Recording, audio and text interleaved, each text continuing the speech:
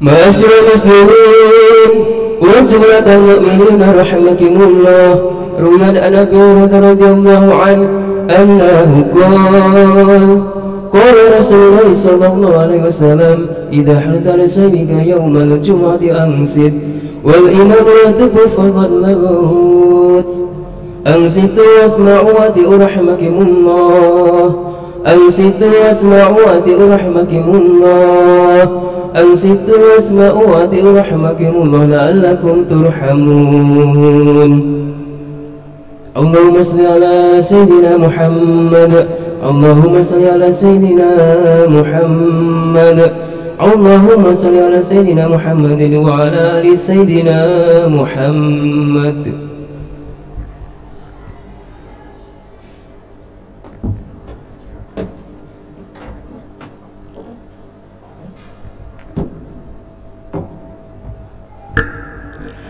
Assalamualaikum warahmatullahi wabarakatuh.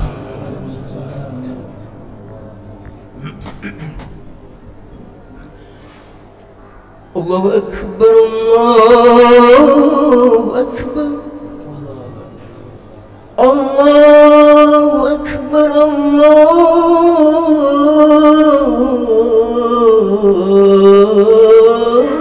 Akbar. Asyhadu an la ilaha illallah.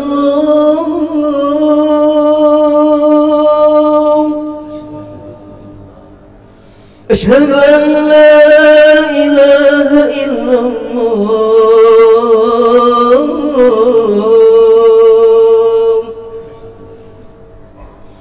أشهد أن محمدا رسول الله.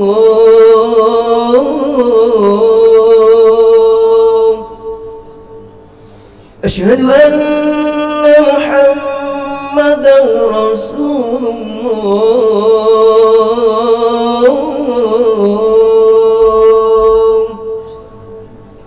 حي على الصلاة.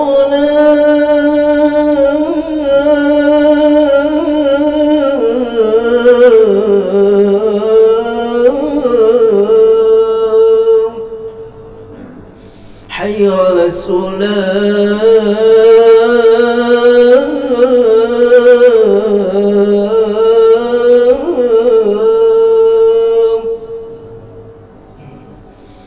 حي على الفلاح.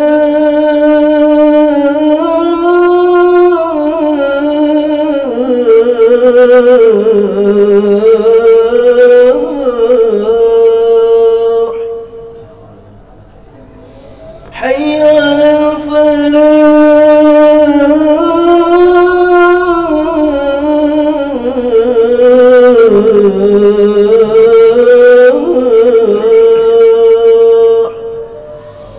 الله أكبر، الله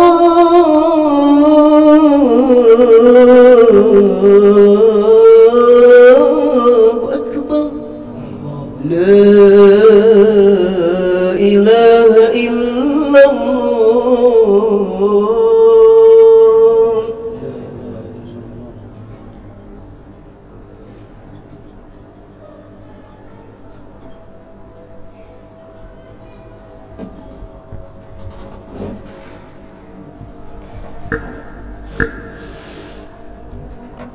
Alhamdulillah, Alhamdulillah, Alhamdulillahilladzi arsala rasulahu bil huda wa dinil haqq liyudhhirahu ala dini kullih wa kafa billahi syahida. Asyhadu an la ilaha illallah wa asyhadu anna Muhammadan abduhu wa rasuluh. Allahumma salli wa sallim ala sayyidina Muhammad wa ala ali sayyidina Muhammad.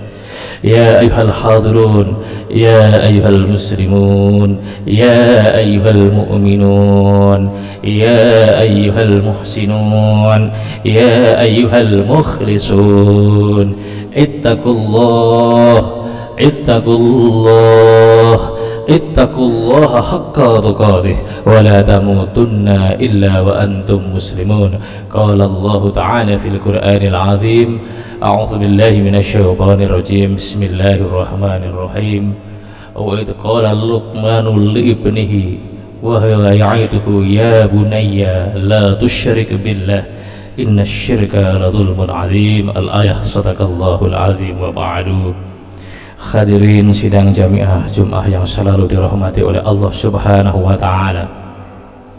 Dalam kesempatan Jumat yang berbahagia ini, dalam situasi yang luar biasa ini, kita tidak lupa untuk selalu bersyukur kehadirat Allah Subhanahu wa taala. Ini sering diulang-ulang, tapi ini menjadi penting. Kalau kita bersyukur, niscaya itu janji Allah. Sekali lagi janji Allah. Sekali lagi janji Allah itu adalah nikmat-nikmat kita akan selalu ditambah oleh Allah Subhanahu wa taala.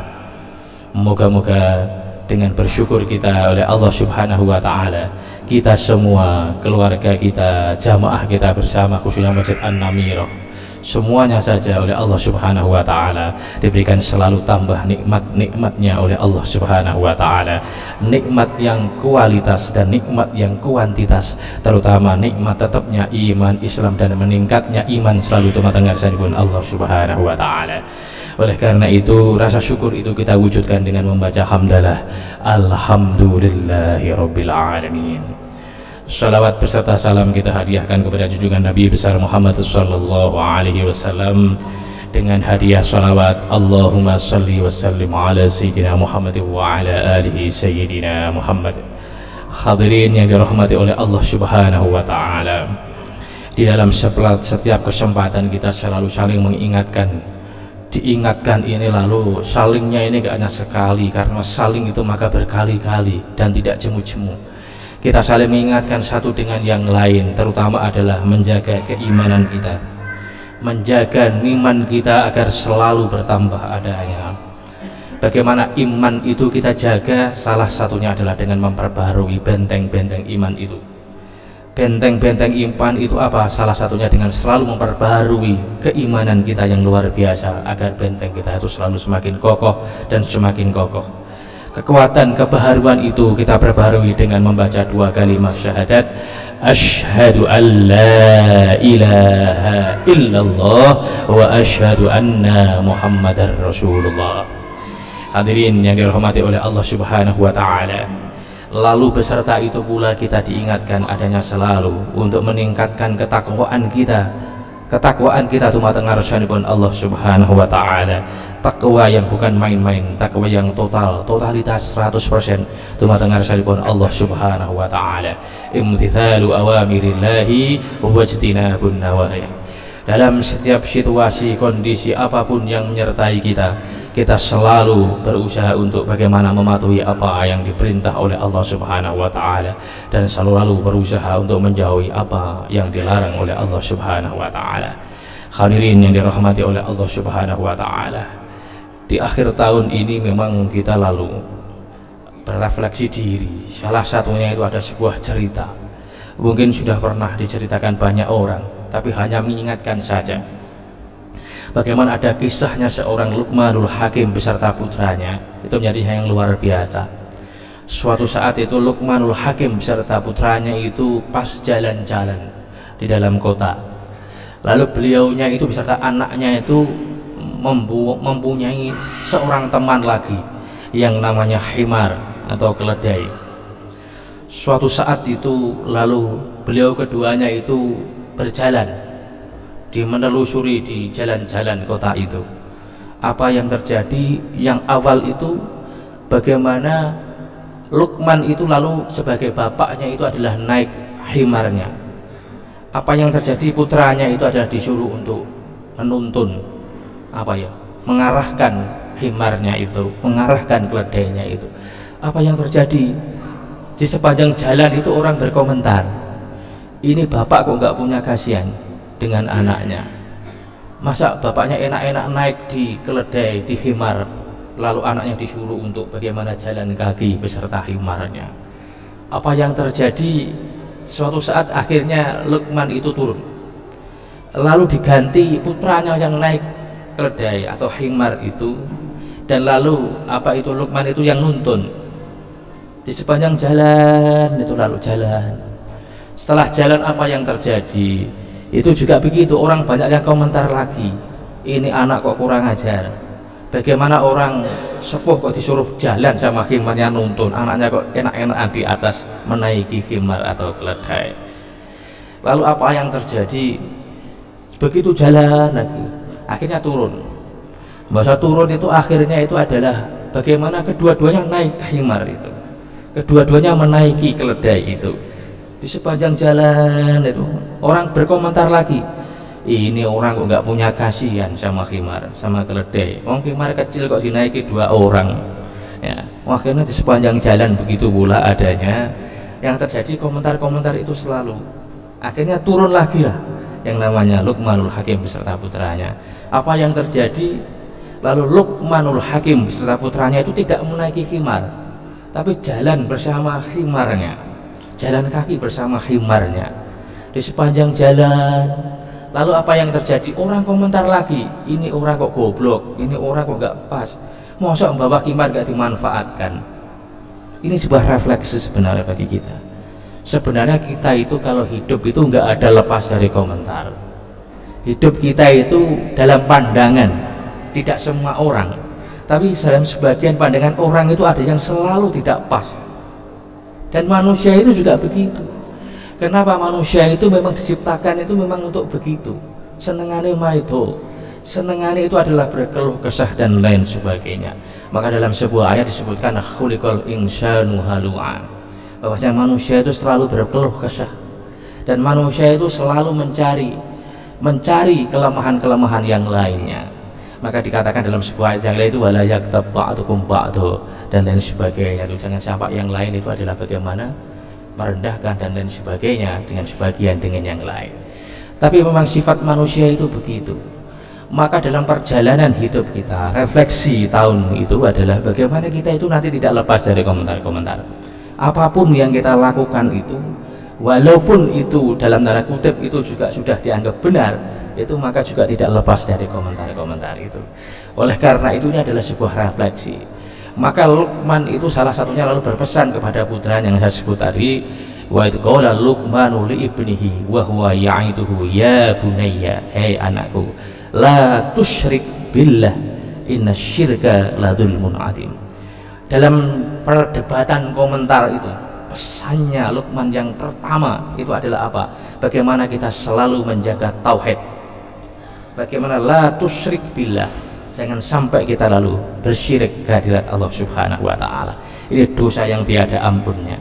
Dosa besar yang lain itu masih bisa diampuni, tapi kalau syirik itu dosa yang luar biasa, tidak diampuni. Ini pesan yang luar biasa. Maka terlepas dari komentar, dari pendapat, dari gunjingan, dari apa yang dipandang dari kita, kita jangan lupa menanamkan kepada anak generasi kita itu yang pertama adalah bagaimana tauhid, nilai-nilai tauhid. Jangan sampai lalu syirik kepada Allah Subhanahu wa ta'ala.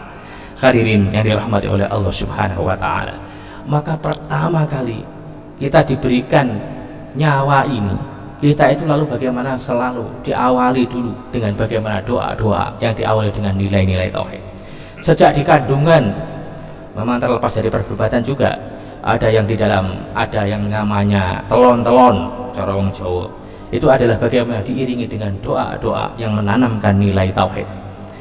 Bahkan dalam perspektif Islam, orang itu gak akan lahir kecuali dia menyatakan dirinya itu adalah orang yang betul-betul mengakui tauhid dumateng ngarsanipun Allah Subhanahu wa ta'ala. Maka dikatakan qalu bala syahidna. Kalau sudah mengatakan qalu bala syahidna, maka dia akan bisa lahir. Kalau dalam konsep Islam. Nah, dalam konsep yang lain-lain kan macam-macam. Ada yang mungkin karena kecapean, ada yang mungkin mangan nanas nom, ada yang macam-macam. Ini kan memang dalam perspektif yang berbeda-beda. Ada yang terlalu stres, ada yang macam-macam.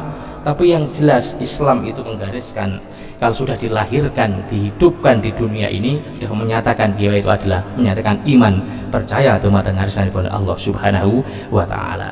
Hadirin yang dirahmati oleh Allah Subhanahu wa ta'ala. Oleh karena itu sekali lagi refleksi akhir tahun ini memang dalam setiap apa yang kita menjadi bagian hidup kita, sekali lagi terlepas dari banyak komentar, banyak pendapat, banyak pandangan itu, sekali lagi tidak lupa kita selalu bertauhid kehadirat Allah Subhanahu wa ta'ala. Ini yang perlu diugemi, apalagi di akhir-akhir ini luar biasa. Kalau dulu orang musyrik syirik itu kan gampang, Karena dibandingkannya itu dengan berhala, jelas kelihatan itu patung. Ya kalau sekarang ini susah, berhalanya itu nggak nampak. Ada HP, ada TikTok, ada macam-macam. Ini kalau nggak hati-hati, kita bagaimana ada Google, ada macam-macam. Kalau nggak hati-hati, kita percayanya bukan kepada Allah, tetapi kepada itu. Oleh karena itu menjadi yang luar biasa. Nilai tauhid menjadi yang luar biasa. Di sisi lain, Islam itu menggariskan. Apa yang digariskan? Islam itu digariskan pertama kali juga tauhid. Bunyal Islamu ala khamsin.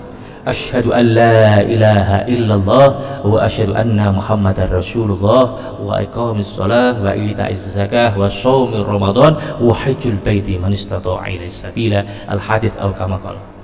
Jadi yang pertama itu adalah didirikannya Islam. Bangunan Islam ini adalah nilai tauhid, yaitu asyhadu an la ilaha illallah wa asyhadu anna Muhammadar Rasulullah. Menjadi luar biasa. Bahkan negara kita berdiri ini, nilai dasar 5 silanya itu yang pertama adalah ketuhanan yang Maha Esa, bukan yang Maha Plural, tapi yang Maha Esa. Maka ini adalah tauhid, menjadi yang luar biasa. Ini menjadi yang luar biasa. Bahkan sebuah cerita itu begini. Dulu itu kalau dalam perwayangan itu ada cerita itu kan akhirnya di Pandhawa 5 sama Kurawa. Setelah Pandhawa 5 sama Kurawa itu lalu menjadi pertempuran yang luar biasa. Ada yang dikatakan perang Brontoyuda. Pas ndonga iku lali, yang namanya Pandhawa 5 iku lali gak ndongakne keturunane. Sing urip akhirnya Pandhawa 5 kabeh mati. Dikala itu kan semuanya meninggal. Akhirnya ada satu yang sebenarnya sudah dibunuh oleh apa itu Parasutama itu ada dipanah, akhirnya dihidupkan lagi oleh Krishna tuh yang terkenal sebagai Parikesit itu yang luar biasa. Nah, salah satu itu ternyata itu adalah di antara Pandhawa 5 itu ada satu yang nggak meninggal, bahkan diriwayatkan itu nggak meninggal. Siapa yang meninggalkan? Yang bisa meninggalkan itu adalah Sunan Kalijogo. Kenapa? Karena luar biasa, ilmunya itu macam nggak iso mati sampai ketemu Sunan Kalijogo. Akhirnya oleh Sunan Kalijogo diberikan sebuah jimat yang luar biasa, namanya adalah jimat Kalimosodo. Maka dalam perang itu, dalam goro-goro itu terakhir mesti Sunan Kalijogo itu memberikan jimat Kalimosodo. Apa jimat Kalimosodo itu? Adalah jimat kalimah syahadat. Karena Jawa maka Kalimosodo, karena Pandhawa orang India maka Kalimosodo. Baru meninggal yang namanya Puntadewa. Maka kalau jenengan pas ziarah kemana itu ada makamnya yang panjang itu sebenarnya adalah salah satunya adalah makam Puntadewa. Itu menjadi hal yang luar biasa. Ini menjadi yang luar biasa. Ternyata nilai tauhid ini menjadi hal yang luar biasa. Bahkan akhirnya meninggalnya Pandhawa ini bukan nilai yang lain, bisa meninggal karena tahu tauhid. Maka kita sebagai orang yang betul-betul menyatakan Islam, iman yang luar biasa ini, maka kita jaga keimanan kita yang luar biasa. Refleksi akhir tahun dalam hidup kita itu, sampai punya gerakan apa saja, kerjaan apa saja, aktivitas apa saja, yang terpenting jangan lupa diwariskan kepada generasi, selalu kita jaga perkuat adalah nilai-nilai tauhid.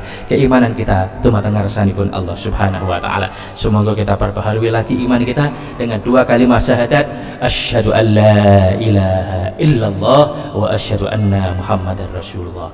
Moga-moga dengan sedikit ini memberikan gambaran bahwasanya dalam refleksi hidup kita itu yang terpenting adalah bagaimana kita selalu kencang. Maka dikatakan apa itu, faida azamta fatawakkal 'ala Allah.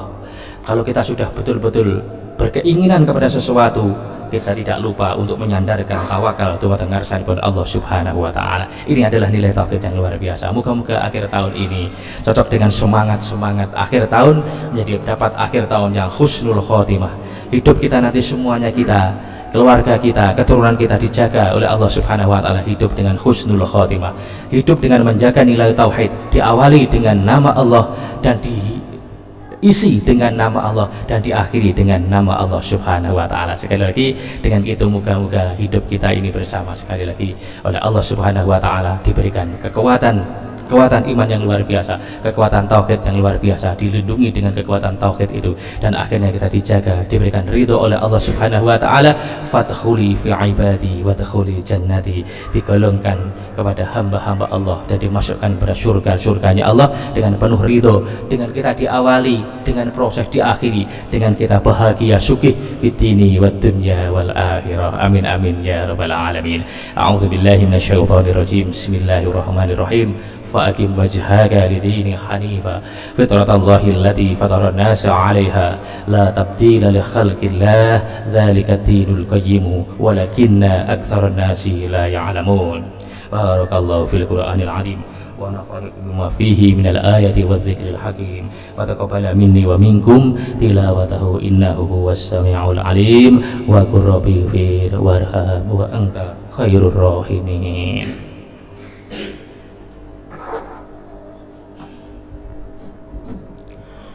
اللهم صل على سيدنا محمد وعلى آل سيدنا محمد.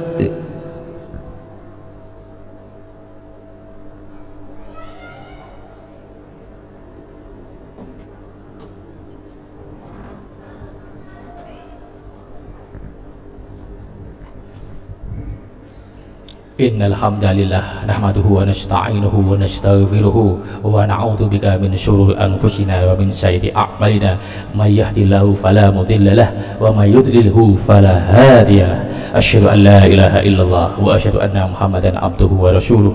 اللهم صل وسلم على سيدنا محمد وعلى آله سيدنا محمد. يا أيها الحاضرون اتقوا الله اتقوا الله اتقوا الله في السر والعلن واجتنبوا عن السيئات. قال عز من قائل إن الله وملائكته يصلون على النبي يا أيها الذين آمنوا صلوا عليه وسلموا تسليما. اللهم صل وسلم على سيدنا محمد وعلى آله سيدنا محمد سيد الأولين والآخرين ورضا أصحاب رسول الله أجمعين والحمد لله رب العالمين. ربنا آتنا في الدنيا حسنة وفي الآخرة حسنة وقنا عذاب النار. اللهم اغفر لنا ذنوبنا ذنوب آبائنا ذنوب أمهاتنا ذنوب جدنا ذنوب جداتنا ذنوب مشايخنا ذنوب جميع المسلمين والمسلمات والمؤمنين والمؤمنات الأحياء منهم والأموات. اللهم سلامة في الدين وعافية شديد وبركة في رزقي وتوبة قبل الموت ورحمة عند الموت ومغفرة بعد الموت والعفو عند الحساب. ربنا هب لنا من أزواجنا وذرياتنا قرة أعين واجعلنا للمتقين إماما واجعلنا للمتقين إماما واجعلنا للمتقين إماما. اللهم يسير اللهم سهل بجميع أمورنا وحسن بجميع مقاصدنا واستجب في كل دعائنا برحمتك يا أرحم الراحمين. اللهم اقض حاجاتنا حاجة في الدين وحاجة في الدنيا وحاجة في الآخرة برحمتك يا أرحم الراحمين. سبحان ربك رب العزة عما يصفون والسلام على المرسلين والحمد لله رب العالمين. عباد الله إن الله يأمركم بالعدل والإحسان وإيتاء ذي القربى وينهى عن الفحشاء والمنكر والبغي يعظكم لعلكم تذكرون. اذكروا الله ولا ذكر الله أكبر. أقيموا الصلاة. الله أكبر الله أكبر أشهد أن لا إله إلا الله أشهد أن محمدا رسول الله. حي على الصلاة وحي على الفلاح قد قامت الصلاة قد قامت الصلاة. الله أكبر الله أكبر لا إله إلا الله.